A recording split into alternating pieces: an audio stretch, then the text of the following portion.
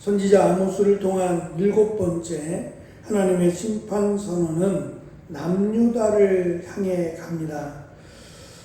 이스라엘이 두 개로 남유다와 북이스라엘로 나누어지면서 서로 간의 우애를 다지기보다는 원수관계는 아니지만 불편한 관계가 지속되었습니다. 그래서 북이스라엘은 같은 조상에서 비롯된 형제 나라인 남유다가 하나님의 심판 선언을 받았을 때 아마도 슬퍼하기보다는 기뻐했을 가능성이 훨씬 많습니다.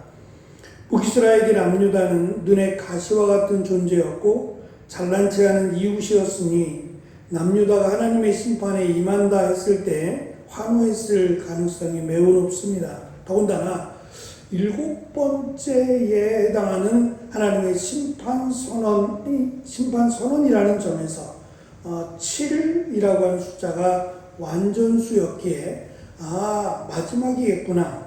이제 하나님의 심판 선언은 남유다를 끝으로, 다시 말하면 자기들은, 북이스라엘은 하나님의 심판을 받지 않겠구나라고 하는 안도감이 있었을 겁니다.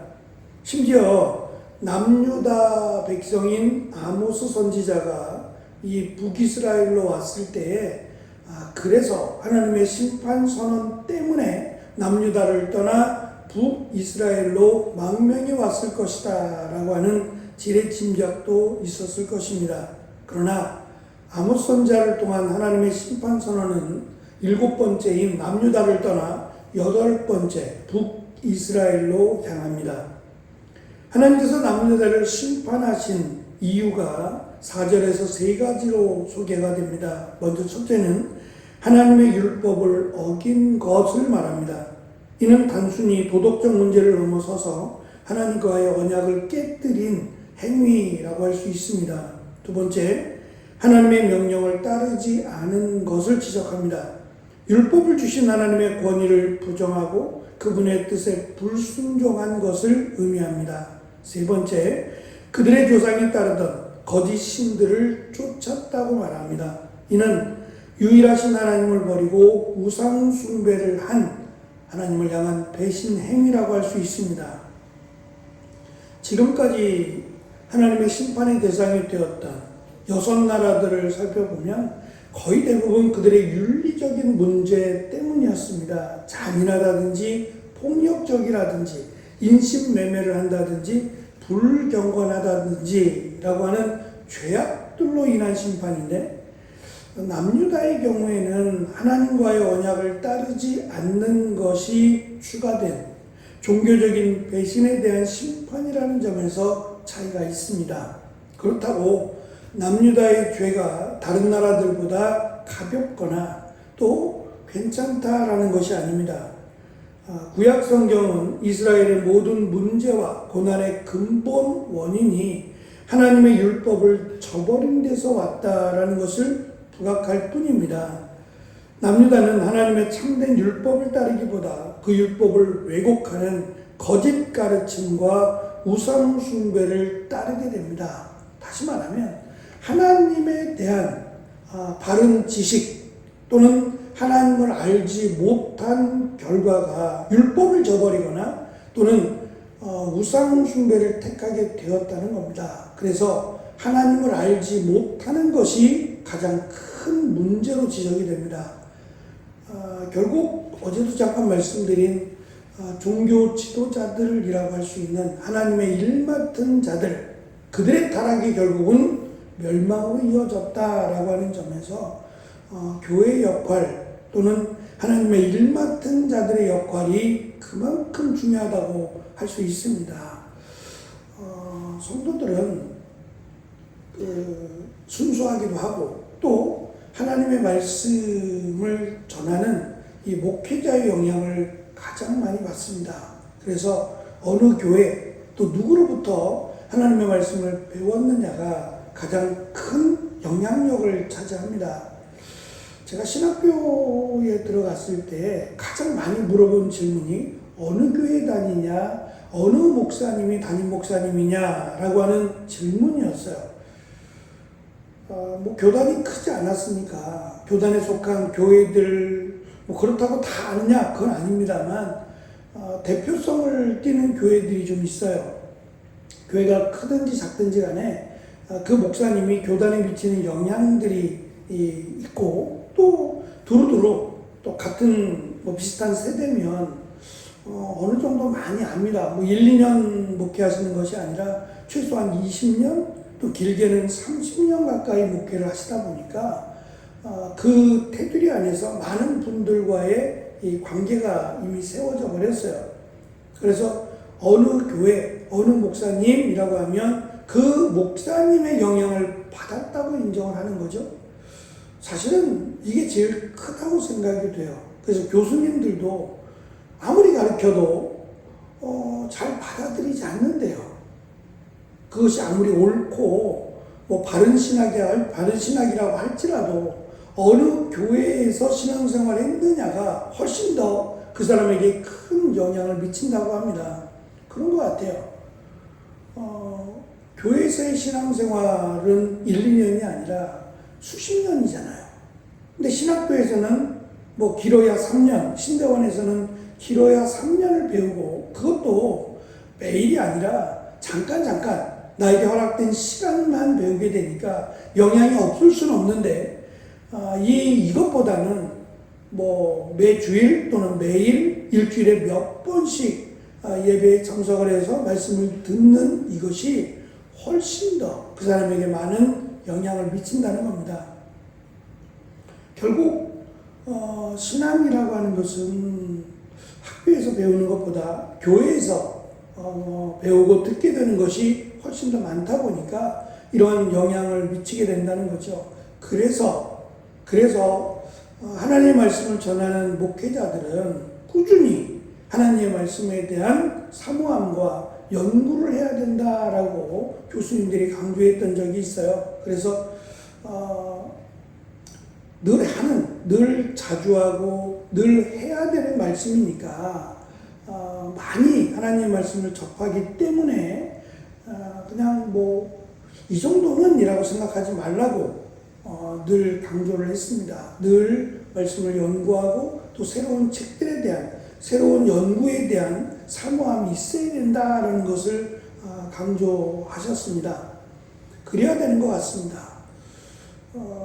말씀을 전해야 되는 건 맞지만 그거에 비해서 말씀을 배우는 시간들이 훨씬 적어요. 한 권을 제대로 깊이 연구한 적이 없이 졸업을 하게 되니까 굵직굵직한 어떤 신학적 흐름이나 또 어떤 신학적 체계에 대해서 배우는 것은 굉장히 중요하지만 디테일하게 자세하게 성경 한 권을 배우는 일이 없다 보니까 이러한 문제가 발생을 합니다. 그래서 말씀을 전하는 목회자가 이 일에 대한 부족함을 깨닫고 늘 준비해야 된다라는 것을 많이 강조하셨습니다. 결국 그것이 이스라엘 남유다뿐만 아니라 북이스라엘의 멸망과 직결됐어요.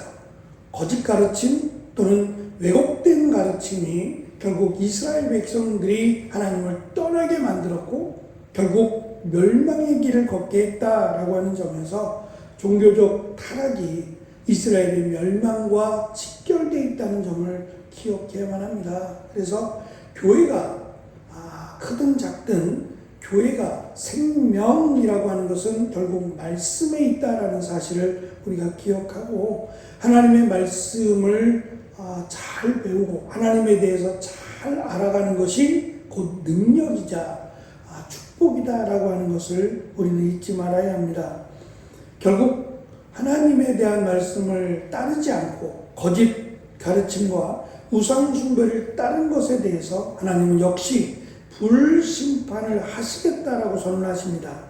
남유다가 전쟁으로 인해 망하게 될 것을 선언하신 것이요 비록 남유다가 하나님의 은혜로 북이스라엘보다 잠시 생명을 더 지속하게 되지만 반대로 얘기하자면 북이스라엘에 대한 멸망 선언이 먼저 돼야 되는 거 아닙니까? 그들이 먼저 멸망하고 나중에 12년 뒤에 남유다가 멸망하니까 심판 선언이 북이스라엘이 먼저 돼야 맞는 것 같은데 어떻게 남유다에게 먼저 심판이 가고 마지막 8번째 북이스라엘에게 심판 선언이 간다? 이건 특별한 이유가 있을 겁니다. 남유다가 더 큰 죄를 졌고 북이스라엘이 덜 죄를 졌다. 그런 의미도 아닙니다. 어쩌면 미운 자식 떡 하나 더 준다고